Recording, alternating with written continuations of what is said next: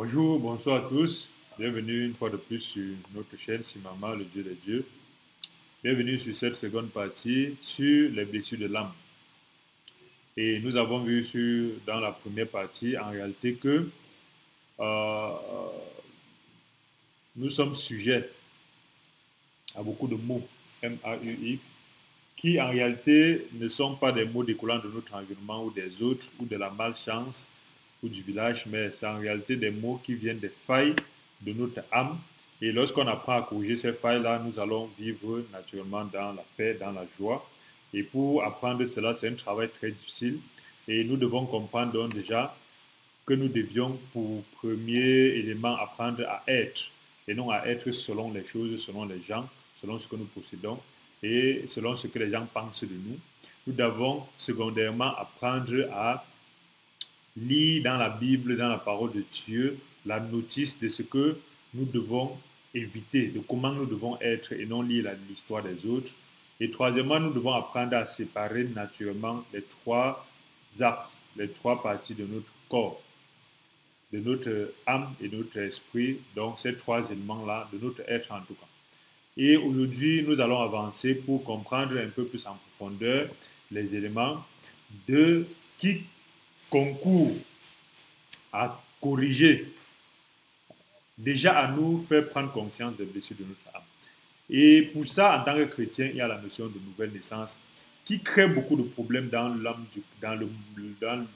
dans la vie du chrétien. Pourquoi? Parce que beaucoup de chrétiens voient la nouvelle naissance comme, en réalité, une lapalissade qui va venir les encourager dans une sorte de paresse pour ne pas guérir les blessures de leur âme. Parce qu'ils pensent que c'est Dieu qui fait. Dorénavant, c'est Dieu, parce qu'ils sont nés de nouveau, ils vont être paresseux parce que c'est Dieu qui va venir leur donner le travail, leur donner la femme, l'enfant, les maisons et de quoi se nourrir. Ils pensent qu'ils doivent être paresseux dans la tête parce que non, comme il connaît lire Matthieu, il connaît lire Genèse, c'est suffisant. Il a dans ça tout ce dont il a besoin pour comprendre la parole de Dieu, alors que c'est le début de l'étude des choses de Dieu. Et dans cette paresse-là, il n'arrive donc justement à un moment donné à ne plus être mis à jour par rapport à l'Esprit de Dieu parce qu'il tourne en rond. Imaginez quelqu'un qui connaît déjà des Genèse et Apocalypse, à un moment donné, s'il n'entre pas en profondeur de la méditation, il ne va pas détecter justement de la nourriture solide qui va lui permettre en fait de grandir encore plus spirituellement parce qu'il va devenir des perroquets qui récitent les versets. Jean 8 a dit que, Jean 13 a dit que, Éphésiens 6 a dit que, ainsi de suite. Ça devient des gens qui deviennent des Didier Repeat. Et dans ce sens-là, nous comprenons donc que la naître de nouveau donc, a certains désavantages au niveau de celui qui a une âme paresseuse. Naître de nouveau aussi a un problème parce que beaucoup de personnes naissent de nouveau et pensent que dorénavant, tout va aller bien. Alors que ce n'est pas le cas dans la Bible. À aucun moment dans la Bible, naître nouveau n'a été synonyme de tout va aller bien. Naître nouveau, c'est synonyme de nous avons la vie éternelle, rien d'autre. Si tu nais de nouveau en étant en prison, tu continues à être en prison. Tu nais de nouveau en étant soulard, tu continues à être soulard. C'est l'Esprit de Dieu qui peut te permettre, lorsque tu fais un travail spirituel, de quitter de l'état de soulard. L'Esprit de Dieu ne va pas venir t'empêcher de boire la bière sous peut-être que tu es né de nouveau, non. C'est naître de nouveau, c'est l'Esprit de Dieu qui va nous permettre de faire un travail qui nous-mêmes, à travers la repentance, va nous permettre de quitter de A à B. L'Esprit de Dieu, après avoir été de nouveau, ne va pas nous transporter physiquement des conneries qu'on passe le temps à faire et qu'on a passé le temps à faire ou qu'on a dans la tête d'un monde où on est devenu sage, intelligent, spirituel. Non. C'est un travail qui est fait par nous-mêmes sous l'assistance de l'Esprit. L'Esprit ne tient compte que des faits spirituels et éternels. L'Esprit fait sa part dans le monde spirituel de l'éternité. Mais c'est à nous de faire pour nous. Donc voilà un peu des problèmes qui ont été générés par une mauvaise compréhension de la nouvelle naissance. Et dans ce cas particulier de l'âme, c'est que beaucoup de personnes pensent que lorsqu'ils naissent de nouveau, au niveau de leur âme est née de nouveau. Totalement faux. L'âme ne naît pas de nouveau. Une seule chose naît de nouveau, c'est l'esprit. C'est notre esprit qui naît de nouveau parce que notre esprit, étant une partie de Dieu, a été pollué, sali par la descendance, par notre descendance d'Adam. Ça a été salué, pollué par Adam. Et lorsqu'on est de nouveau, cet esprit-là est revivifié, nous devenons donc un nouvel esprit. Et ce nouvel esprit, en réalité, nous définit comme une nouvelle créature. C'est pour ça que, je pense, 2 Corinthiens 5, 17 va dire, en réalité, nous sommes une nouvelle créature, les choses anciennes n'existent plus. Ça veut dire que nous avons une nouvelle étoile, qui est l'étoile éternelle de Dieu, l'étoile éternelle de Jésus-Christ, parce que nous sommes quittés du monde des ténèbres. Ça, c'est encore un monde spirituel où se trouvait notre esprit. Notre esprit est quitté des ténèbres vers la lumière de Dieu. Et ce n'est pas notre âme qui est quittée des ténèbres vers la lumière de Dieu, ce n'est pas notre corps qui est quitté des ténèbres, mais c'est notre esprit. C'est-à-dire, dans le monde spirituel, nous sommes quittés des ténèbres vers l'esprit, vers la lumière.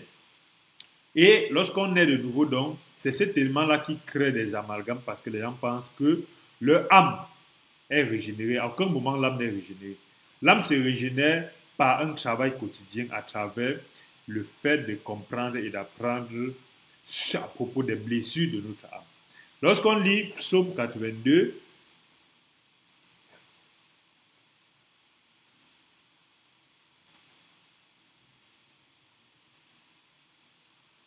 Psaume 82, le verset 6 nous dit, j'avais dit, vous êtes des dieux, vous êtes tous des fils du Dieu très haut. C'est ça justement la définition de naître de nouveau, parce qu'en réalité, naître de nouveau, c'est reprendre notre place de fils du Dieu éternel. Mais ça ne veut pas dire que lorsqu'on est de nouveau, on est passé du royaume des ténèbres au royaume des lumières, on est devenu fils. C'est pourquoi la parole, lorsque Jésus-Christ nous apprend à prier dans Matthieu 6, il dit, la première chose qu'il nous dit, ce n'est pas donne-nous à manger, pardonne notre péché, fais-nous être des personnes brillantes, fais-nous avoir tout ce qu'il faut. Il dit, apprenez à prier en disant, notre Père qui est aux cieux. C'est cette relation-là qui fait que, parce que quand on dit Jésus-Christ est le roi des rois, ce n'est pas le roi des rois de la terre. Les rois de la terre ne connaissent pas Jésus-Christ pour la majorité. Il n'est pas le roi. Il est le roi de nous les rois. Il est le Dieu des dieux. Il est le Dieu de nous les dieux. C'est pourquoi Simama, c'est le Dieu des dieux. C'est le Dieu des dieux qui existe et c'est le Dieu de nous les dieux. Et dans ce cas, il est important de comprendre que Dieu a fait de nous des dieux. Vous êtes les fils du Très-Haut. C'est cette notion donc de paternité. Il est notre Père, nous sommes son Fils. Et il est mon Père, je suis son Fils. Ça crée donc en réalité une nouvelle relation, une nouvelle filiation qui doit me permettre de changer ma manière de vivre, ma manière de me comporter pour que dorénavant, je ne vive plus comme dans les ténèbres où j'étais, mais je vive comme dans la lumière. Mais c'est dans ce sens-là qu'on peut dire nous sommes nés de nouveau parce que nous sommes des enfants qui avons reçu une nouvelle naissance au niveau spirituel. Et il est donc important de ne pas penser que comme on est né de nouveau, on va confondre en fait que c'est une naissance spirituelle. C'est pourquoi il y a beaucoup de personnes qui naissent de nouveau, mais ils font un travail au niveau de leur chair pour en apparence montrer une vie de sanctification, alors que la sanctification vient d'abord du côté spirituel, ça retombe au niveau de l'âme et enfin ça se fait voir sur la chair. Lorsque la sanctification est bien faite au niveau spirituel, au niveau de l'âme, si tu allais chez les prostituées, naturellement tu ne vas plus y aller, pas parce que tu forces, pas parce que tu vois, tu as envie d'aller, mais tu dis que comme je suis chrétien, je suis né de nouveau, je ne vais plus aller. Non. Là, c'est un niveau charnel de sanctification. Il y a des gens qui disent que comme je suis chrétien, je ne vais plus mentir. Non. Il faut résoudre le problème du mensonge au niveau spirituel, au niveau de l'âme, et naturellement, la chair ne va plus mentir. Mais si tu fais l'effort, l'effort a une limite. Tu peux faire l'effort jusqu'à ce que tu te convainques même que tu as pu. Mais tôt ou tard, tout ça va se rompre et tout ça va se faire voir.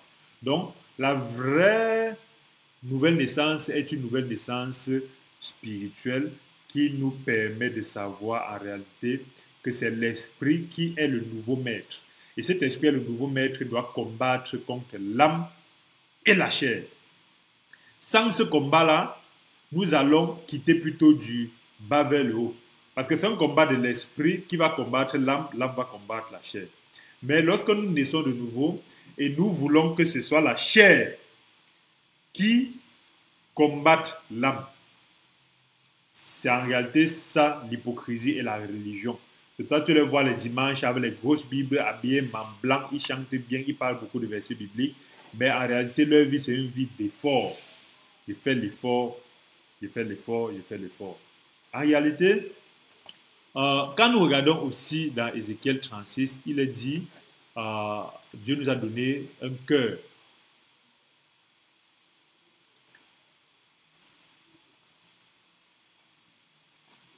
Ézéchiel 36, le verset 26 dit,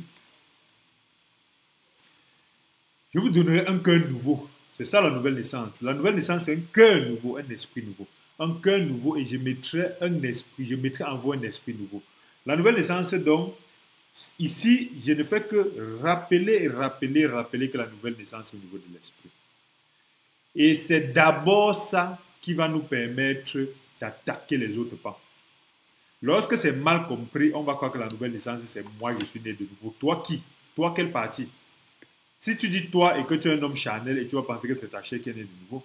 Si tu dis toi et tu es un homme qui vit selon son âme, tu vas croire que c'est ton âme qui est née de nouveau. Et c'est comme ça que tu vas entrer dans un combat ou dans une vie spirituelle où tu auras une mauvaise base et tôt ou tard ça va se faire voir et tu vas dire que non, le christianisme est dur, le monde m'a bouffé, c'est Satan qui m'a gagné. Non, tu avais juste une mauvaise base. Je vous donnerai un cœur nouveau, je mettrai en vous un esprit nouveau, j'ôterai de votre corps le cœur de pierre pour vous donner un cœur de chair. Un cœur de pierre, c'est un cœur qui ne change pas, c'est un cœur qui est dur. C'est un cœur justement qui est câblé dans les règles. C'est pour ça que vous allez voir, ils vont dire, je suis scientifique. Il y a telle loi qui me dit que, donc ils sont durs. Parce qu'ils disent qu'il y a des lois immuables, il y a des principes immuables, il y a mes envies immuables, il y a mes aspirations immuables. Vous voyez les cœurs durs. Je ne vais pas changer, je ne pourrai jamais changer, je ne veux pas. Donc tout pour lui est déjà figé. Et c'est ce cœur-là, en fait, qui ne peut jamais être spirituel. Parce que lorsque c'est figé, ça veut dire que c'est de la chair et de l'âme qu'il s'agit. Je ne serai jamais avec les catholiques, je ne serai jamais avec les protestants, je ne serai jamais avec les pentecôtistes, je ne serai jamais avec les branhamites. Je ne serai...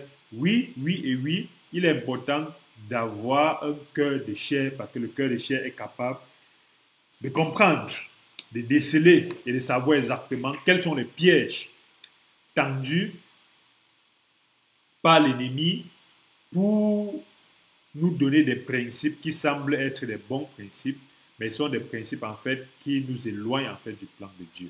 Donc voilà un peu des éléments dans ce sens-là qui nous permettent de voir, comme dans Galates 5, que la nouvelle naissance est quelque chose qui n'est pas lié à l'âme. Et si on fait cette grave erreur de penser que la nouvelle naissance touche notre âme, nous allons être en train d'être trompés par l'ennemi parce que l'âme ne peut pas être régénérée de façon distincte, de façon instantanée. Galates 5, verset 16 dit, j'ai dit donc marchez selon l'esprit et vous n'accomplirez pas les désirs de la chair. Et ici, on parle de la chair, on ne parle pas du corps, on parle de la chair, l'âme. Parce que c'est dans l'âme qu'il y a le désir.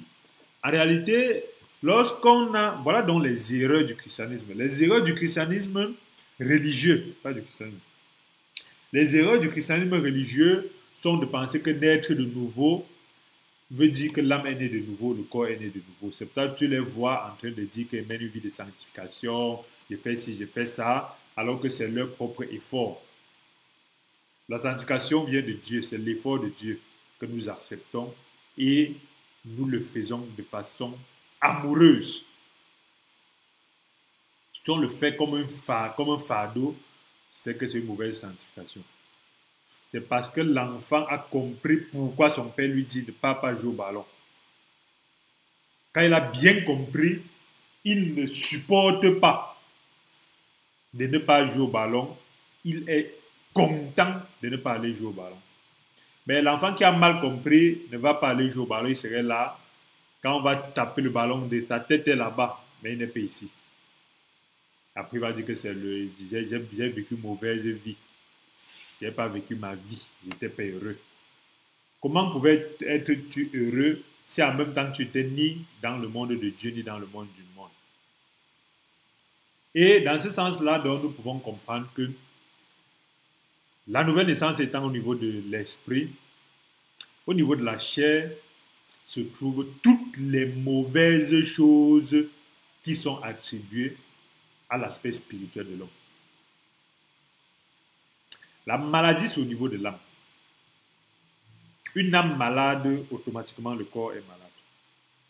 C'est quoi la parole de Dieu dit? Un cœur malade rend le corps malade. C'est pourquoi la parole de Dieu dit, soyez toujours joyeux. Parce qu'une âme qui n'est pas joyeuse rend naturellement le corps triste. Toutes les maladies, il y a même des maladies mentales qui sont au niveau de l'âme. Il y a des gens qui pensent qu'on les déteste. Il y a des gens qui pensent que leur famille est la sorcière, sont des sorciers, sont des maladies. La maladie n'est pas seulement la pathologie au niveau de la chair. La maladie, 95% des maladies sont d'abord au niveau de l'esprit. La maladie, la dépendance de ce qu'on va dire, la dépendance de ce que mon groupe va dire, la dépendance de ce qu'on va dire au quartier, ça c'est une maladie. La dépendance à la considération des autres. Voilà des éléments qui, lorsqu'on est né de nouveau, ça ne disparaît pas. Si tu es né de nouveau avec les maladies dans ton âme, ça ne va pas disparaître. C'est un travail spirituel qui crée la correction, qui fait disparaître. Mais ça ne disparaît pas seul. Ça disparaît lorsque tu découvres déjà la source, l'origine et la nécessité de travailler pour cela. Le mal. Donc le mal est au niveau de l'âme. La pauvreté même est au niveau de l'âme. C'est pourquoi autour de nous, si on regarde seulement ces éléments, si nous pouvons voir pourquoi 99% des mots MAUX qu'on a dans nos familles, dans nos environnements professionnels, dans nos églises, dans nos communautés, dans nos villages, viennent exactement de l'âme. D'où la nécessité de comprendre en réalité ce thème sur les blessures de l'âme. L'esprit est un morceau de Dieu en nous. Et si on vit spirituellement, aucun être humain ne va avoir de problème avec les autres. Parce que les choses de l'esprit sont ascendantes. Les choses de l'esprit ne regardent pas l'autre. Ne prend pas l'autre comme le problème. Ne prend pas l'autre comme le sujet de ma joie. Ne prend pas l'autre en fait comme la cause de mon souci. C'est nous-mêmes qui, par notre ignorance de qui nous sommes, de ce que nous sommes des êtres, c'est nous-mêmes qui, par notre ignorance de ce que nous devons faire à travers l'étude des 3 parties de notre corps, c'est par notre ignorance de comment nous devons prendre soin de chacune des parties de notre corps, éviter que l'un déborde sur l'autre, savoir qui est en quantité minime, qui est en quantité majeure. Et c'est par notre propre ignorance que nous pensons qu'après être nés de nouveau, nous allons venir en réalité créer naturellement des inventions sur ce que Dieu n'a pas dit. Parce que c'est important pour nous de ne pas seulement traiter ce sujet sur les blessures de l'âme comme de la connaissance, mais comme un sujet de méditation. Il est important de souvent mettre pause, de réfléchir à ce qui est dit, de réfléchir et d'appliquer. Ça veut dire, lorsqu'on parle d'être d'abord, il est important de pouvoir mettre pause et rester être pendant 1h45 minutes sans penser à autre chose. Et vous voyez que c'est dur au début parce qu'on va vouloir faire des choses, vouloir se lever, vouloir dire que non, c'est d'abord.